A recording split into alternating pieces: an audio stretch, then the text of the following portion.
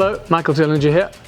So I'm going to talk to you about one small town, consciousness, our own belief systems, and so forth.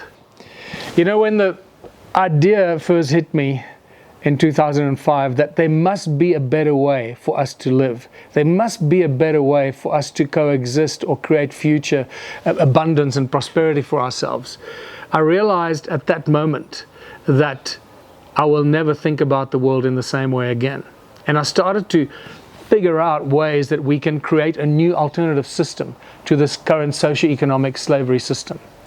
Out of that thought came the Ubuntu movement and came the One Small Town initiative.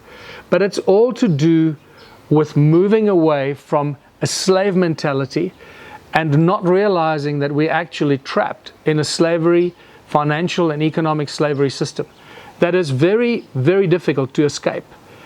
And it became clear that we can't fight that system, that we have to create an alternative parallel system that will ultimately make this current socioeconomic slavery system obsolete.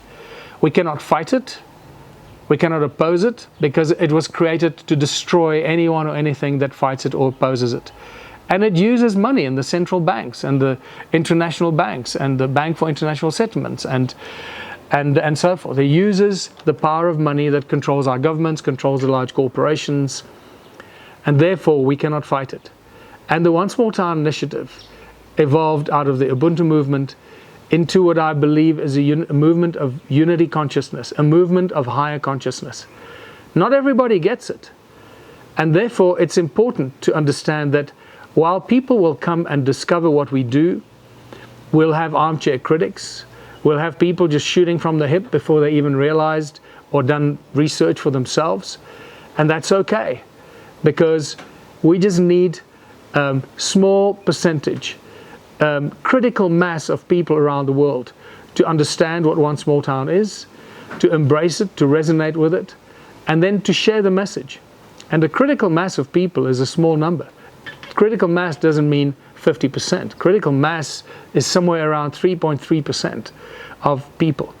If you have a room full of 100 people and 3.3 people start to talk about something that is inspiring, that is motivating, that gives people hope, that make people believe there is a better way, that there is a way out of slavery or out of this mental prison, out of this psychological prison, out of this emotional prison and socioeconomic prison that we find ourselves in.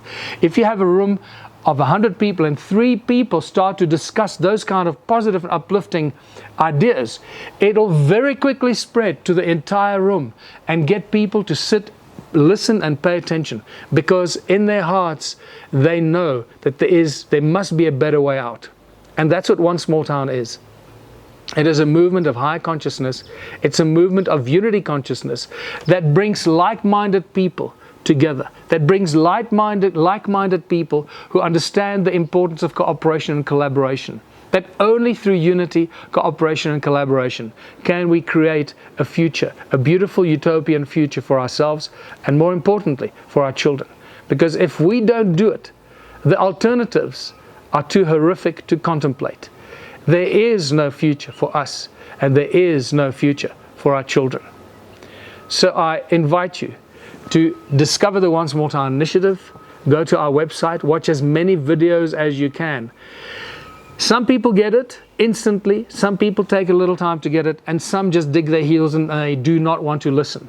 I urge you to listen to as much as you can, read as much as you can, let it sink in, because it's not always that easy to grasp, because everything we do with One Small Town is completely and utterly counterintuitive, because we're literally taking the capitalist model and turning it on its head.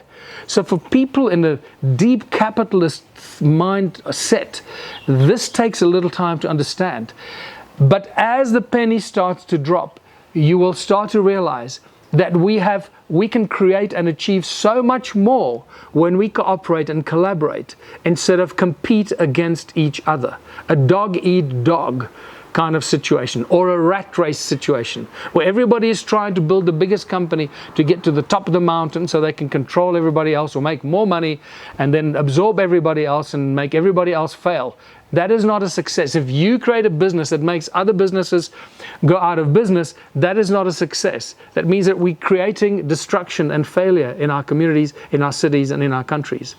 So One Small Town turns it all upside down, where we invite people to cooperate, collaborate, and create businesses, create community initiatives that help and support everyone, that benefit everyone. And everyone is invited. No one is ever excluded. One Small Town is voluntary, and everyone is always invited. So embrace this, let it sink in, let it digest, and once you get it and you understand what's going on, go onto our website, onesmalltown.org, sign up to become a member, and tell everybody. Once you've learned what it's all about, then you can try and figure out if you have what it takes to become an ambassador or a more senior role player in your community, in your town, or in your country to represent One Small Town. Over the last few months, we have really streamlined our approach and the way that we onboard members, the way we onboard especially ambassadors. Because to become an ambassador of One Small Town is a very serious responsibility. So a lot of these things have changed, have improved, and become stronger and far more robust and far more solid, with a strong foundation for our new ambassadors that are joining One Small Town right now. So welcome to One Small Town. If you get it, become a member, tell everyone. As I said, a future alternative that is not driven by unity, cooperation, and collaboration is just simply too horrific to contemplate. Until next time, it's Michael Tellinger. Bye for now.